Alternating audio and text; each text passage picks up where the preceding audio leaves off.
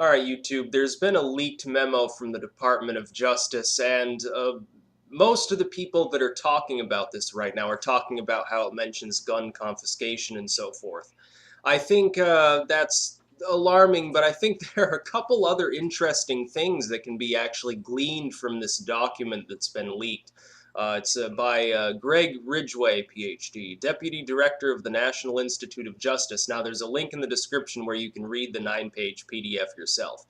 The conclusions that it draws, this is an internal document that Obama probably read, that the DOJ is circulating.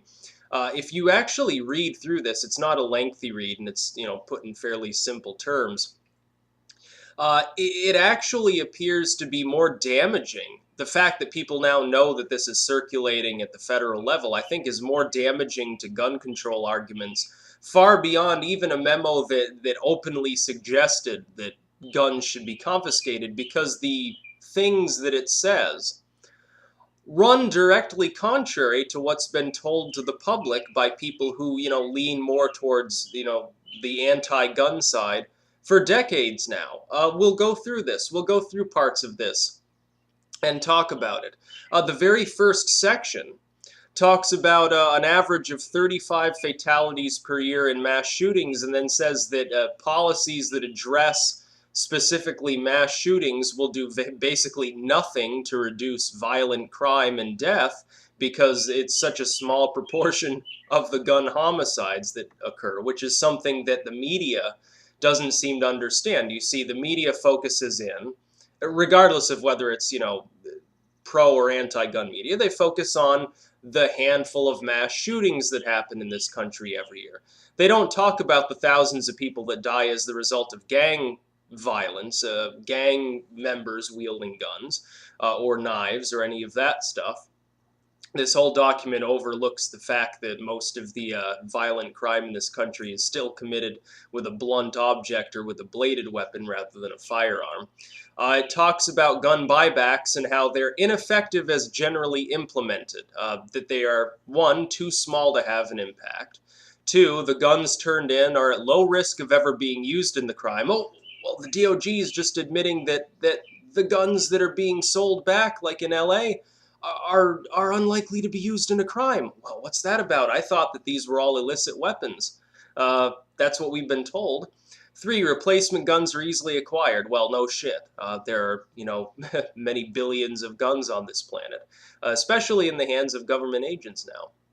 It goes on to talk about Australia and how their system has severely reduced gun crime. Well, yeah, because they've banned essentially all the weapons that you could possibly get a hold of. It's like Britain light. Britain even goes after like knives and ball bats now. Australia hasn't gone quite that far, so people are still free to beat on each other with a baseball bat, and the one continent that's also a country. Large capacity magazine restrictions. In order to have an impact, large capacity magazine regulation needs to sharply curtail their ability to include availability to include restrictions on importation, manufacture, sale, and possession, and so forth. You could look at this as being related to Operation Choke Point, which of course is their bank targeting scheme. In the DOJ and Obama and Holder have been going after banks that, do business with gun manufacturers and ammunition manufacturers and so forth, which is underhanded and it's probably unlawful, but, no one for some reason seems to care. It goes into ammunition logs. There's not much of any interest there. Universal background checks. Twitter summary. Effectiveness depends on the ability to reduce straw purchasing, requiring gun registration and an easy gun transfer process. The other thing that's gotten people upset about this memo is that it concludes that most of the gun control measures that are being looked over as possible solutions to gun crime would require universal registration and or universal confiscation of some of these things like high-capacity magazines, assault weapons, and so forth. It goes on about assault weapons, and what it says there I think would piss Feinstein off completely if she were to read it. Contrary to the conventional wisdom that crime guns were being trafficked across state borders from places with less stringent regulations, such as Arizona and Nevada, we found that a majority of guns used in crimes were purchased in Los Angeles County. This is showing evidence that in these particularly metropolitan areas, Los Angeles, Chicago, Detroit, New York City, whatever, that gun crimes, most people believe, most people who are anti-gun, the argument that they will trot out to say, well, we need more gun control in this country is that gun control would work in these inner city areas and reduce crime severely, but the gun crime is still there because people are just going outside of the city or outside of the state to a place where they can get them more easily. But this blows this right out of the water and clearly states that that's not the case, that most of these guns that are used in inner city crime are obtained legally within the inner city itself. There goes one of their major arguments, and I'm sure that they will not relent on that, even though this was produced for the Department of Justice under the Obama administration, nonetheless. They probably still won't believe it, but they're free to be idiots if they want. Straw purchasers, gun transfers, assault weapons ban. Assault weapons are not a major contributor to gun crime. The existing stock of assault weapons is large, undercutting the effectiveness of bans with exemptions. Essentially, what this entire section goes through is completely topsy-turvy of what everyone is constantly told by people who don't like guns. We're always told that these horrible assault rifle baby killer 3000 models are tools in the hands of sick minds, that most of them are purchased by criminals, and that they're a huge contributor to gun crime. But here's an internal memo from the DOJ that clearly states that's not the case, and stating outright that the existing stock is so large that as long as there are exemptions, there's no way really to regulate them anyway. But why would you even want to, considering that it's admitting that it's virtually a non-contributor to crime?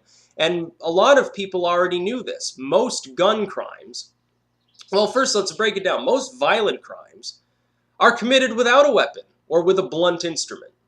A wrench, a hammer, something that's not even really a weapon. Until it is used in that manner, but it's not sold as a weapon. Next up are bladed weapons, knives or swords or daggers or whatever, axes, something like that, that are weaponized, yes, but they don't fire a projectile. They're not a gun. Only in third place do you find guns. And then if you look at guns, most of those crimes are committed with handguns. Assault rifles are way down the list. You're more likely that somebody's going to shoot you in the arm with a shotgun than that somebody's going to start taking pot shots at you with an assault rifle. That's the truth. That's according to every crime statistic that they can dig up, and yet people persist in thinking that assault rifles, because they look scary, or they have an expanded magazine or clip, as they call it constantly, that somehow these weapons are weapons of violence, and that it's okay if you have a shotgun, even though someone's more likely to use that in the commission of a crime, or a hunting rifle, or a pistol or something, which is ridiculous. But this is an internal memo from the DOJ, and it clearly states what every pro-Second Amendment individual has already tried to tell these people. They won't believe us. Maybe they'll believe this internal memo that comes from the Obama administration itself. I won't assume that they will, but maybe some of them will pay attention. And here's the ultimate line here that we should probably point out. Therefore, a complete elimination of assault weapons would not have a large impact on gun homicides. What more do you need to hear? This is from an administration that is fairly anti-gun. It doesn't say it openly that it doesn't really like that people own firearms, but if you look at Operation Choke Point and this memo and some of the other things that have been said and done, it's fairly clear that that's the case. Does Obama really care? I don't even think Obama particularly cares. I think it's primarily Holder and the Feinsteins within his party that care, and Obama just sort of greenlights it because he's divorced himself from the issue and just wants their continued support as he gets hammered on other issues. Since assault weapons are not a major contributor to U.S. gun homicide and the existing stock of guns is large, an assault weapon ban is unlikely to have an impact on gun violence. If coupled with gun buyback and no exemptions, then it could be effective. So in other words, what you're talking about is in order Obama's administration is openly admitting that in order to tackle the small proportion of gun crime and the much smaller proportion of overall violent crime that's perpetrated with assault rifles, you would have to confiscate every assault rifle, confiscate all of these expanded magazines or clips or drums or whatever you want to call them, and do that. It would be involuntary. You'd buy them back from people. They'd have no choice. They'd have to turn them in. They may or may not get any compensation. It depends because it is the federal government. Smart guns, unlikely to affect gun crime. Why? Because they're simply ineffective. Nobody wants them, number one. And number two, you could probably crack that technology fairly easily. They're talking about installing RFID chips with these guns to make them, more safe and more smart. Nobody wants smart guns. This was a doomed idea to begin with. When I first saw them talking about smart guns, now I'm not a gun enthusiast by any means. I don't even own guns. I prefer swords and daggers and knives and all those things. I think they're more artistic, they're more stylish. Yeah, they're probably not as good in a firefight, but I'm not generally worried about people marching on my home and shooting at me. We do have guns here, but they're like, one of them's from the 1800s. I don't even know if it fires. But here's the thing. When I first saw the smart gun stuff, I knew it was going to fail. Because I thought, who's going to buy this? It's going to cost more. These are being offered only in extremely low caliber, ways. Who's going to want it?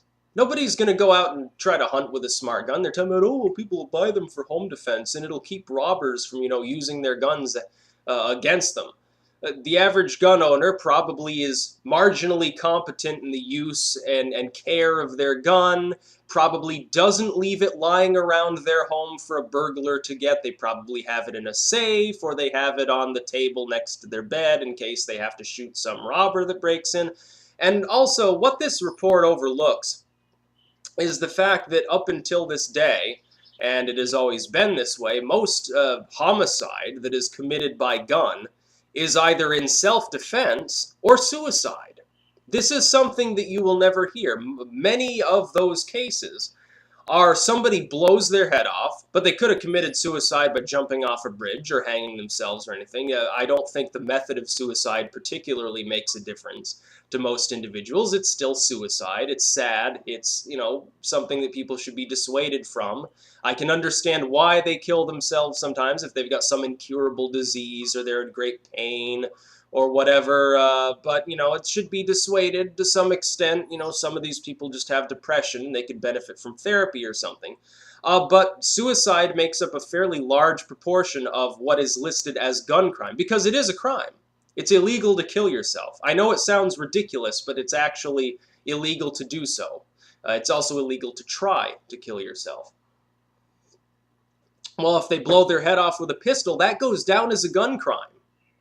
But it's suicide. They didn't hurt anybody else, yet it's still included in the statistic, probably to beef it up and make it seem scarier. If you eliminated those thousands of gun-related suicides every year, the gun crime statistic in this country falls by a relatively high margin. If you then preclude them from adding homicide in self-defense, essentially someone breaks in your house and you shoot them, someone's trying to rape you and you shoot them, someone's trying to shoot you and you shoot them, someone comes at you with a baseball bat and you shoot them, and these people are cleared of wrongdoing. They don't go to jail because it was in self-defense. Generally, sometimes the media wants them to go to jail. Rarely they do. If you prevent that from being included in the statistics, it falls even further. So you look at this memo, and what I see, I can understand why the NRA got a hold of this. That's why people are, in complete uproar. I can understand why the NRA and people who are lawful gun owners would be upset that this mentions the idea of confiscation and national registration, because admittedly it is almost opposite what Obama and Holder and everyone else in Carney have said to the public. They've said they're not interested in any of these things. They want to explore some of these smaller options for gun control. But in their own memo now, they are admitting that most of the things they have discussed publicly will not work without a national registration and the confiscation of some of these things. And their own memo, their own summary that they funded to be brought to them to actually decide what to do with gun control, openly admits that the same guns that they did attempt to target are used in a very small proportion of gun crimes. And it doesn't even go on to mention suicide statistics, which are lumped in with the rest of the gun crimes, which they probably shouldn't be. It should be its own category, along with people who slit their wrists and jump off a bridge, or hang themselves, or gas themselves in a garage, or people who kill in self-defense, someone whose home gets broken into and they shoot the intruder. Someone who's walking down the alleyway, they get jumped by a gang and they start firing. Well, technically you can lump it in with gun incidents, but is it really a crime? It was in self-defense. Their own memo clearly states, ignores those, and then goes on to state that smart guns don't do anything. Going after gun shows won't do anything. Going after assault rifles in any fashion will do almost nothing, because it admits that there are only an average of 35 fatalities a year as the result of mass shootings. The media focuses on those because it's more impressive to the media. It's more newsworthy to them. If somebody walks into a mall and blows half a dozen people away with a baby-killing, scary assault rifle, that's more impressive to them than the fact that that many people die every week in Chicago as the result of gang violence, often involving a knife, a blunt instrument, or a handgun that was purchased legally, according to this memo, likely within the city limits, completely negating their argument that people are just going outside of the city or the state to buy guns where it's easier to get them. But this own internal document from the DOJ itself clearly states that's a non-issue, that people are getting these weapons that are used in the commission of gun crime right within their state, often within their city, even if the gun laws there are more strict. California has some of the most strict gun laws in this country, yet it persists in having abnormally high gun crime rates. And this memo clearly blows the argument out of the water that, well, that's because they go to Nevada, or they go to Oregon, or they go to Arizona or something. They get their guns there, they bring it back, because they don't want to have to deal with, all of the regulation. Our regulation's working. It would work better if these other states were to pass it. According to this memo, every state in the union could have Chicago-style gun laws, and it wouldn't do anything to stop gun crime. And here's one final point. I've pointed this out. If you did crack down in this country, let's say we banned all assault rifles and confiscated them, all expanded magazines and confiscated them, all handguns and confiscated them. Let's say we confiscated everything except for 1800s shotguns and black powder muskets and so forth. Let's say that we took them all away. Let's say we got rid of bladed weapons and some of the more lethal blunt instruments too. Let's say you have to now register in order to own an axe or a baseball bat, which would be ridiculous, but these people probably would be dumb enough to support these laws. Let's say we did that. So wouldn't these Mexican cartels just start running guns, across the border instead of running weed? Apparently now the price of weed for these cartels has gone down so much they're no longer even bothering to grow it, because people are just getting it from Colorado and Washington State and some of the states where it's been decriminalized. So we've just crushed their main source of income. Now they're switching to heroin and crack and things like that, which shows you we need the Portuguese model. It'll probably be another 20 years before we get it. Wouldn't they just switch to armaments? It's easy enough to get them. Gun control in Mexico is a lot stronger than it is even in California or Illinois. Look at their gun crime rate. It's a hell of a lot higher because the average citizen has no firearm. The cartels have free reign because they can get machine guns from south of their border. There is actually now a problem. This is funny. This is sort of an aside that's not related to the memo. I'm sorry for digressing, but it is rather funny. There's a problem now in Mexico with people from Central America illegally entering the country and running machine guns into Mexico. They are now having their own southern border problems, even as we are worried about Mexicans coming into this country. I don't really care myself, because I don't have a problem with illegal immigrants. As long as they're lawful, I don't care, because, 100 years ago, anyone could come to this country as long as they didn't have tuberculosis, basically. Or they weren't from part of the uncivilized world. They had to be from at least a civilized nation. Mexico would fit into that category back then. they're having their own border problems. And even though their own government has all but outlawed all firearms in their country, there are still all of these machine guns everywhere. It's gotten to the point now where the cartels are so violent, the government's actually giving machine guns to some of these citizen vigilante groups.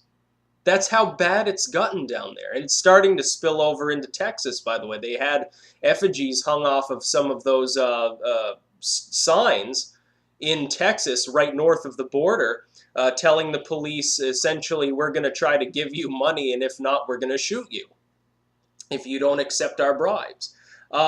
That's what happens when you outlaw guns. Only outlaws have guns. Now, I know that that's cliche. I know that that's an old term. But that term is quite old, and it does make sense. It does make sense when you come to think of it, because people are always going to own guns. They're just going to have to do it illegally. People want to defend themselves. Because when you call the police, you have to wait 20 minutes. Well, if your home's being burglarized, or, some crazy ex-stalker, or a group of racists, or, the Crips have just knocked down your door, you should be able to defend yourself. That's why the police chief of Detroit, after spending some time in extremely gun-unregulated Maine and seeing how, lo and behold, there's almost no gun crime here. He could have done the same if he had gone to New Hampshire or Vermont. Vermont's extremely liberal, but has almost no gun laws at all. You can carry your rifle down the street and nobody cares. They'll just assume that you're on your way to go hunt. That's why he came out and suggested that citizens arm themselves and prepare to defend themselves from crime, because the police are inept in that city. Well, I'm going to take his advice. He's actually seen both sides. He's actually been to an area with strict gun laws and overwhelmed with crime, and then he went to an area that's got almost no gun crime, but magically it's not regulated. You can get guns all over the place in Maine, probably even more than here in Vermont. Those people are loaded up constantly.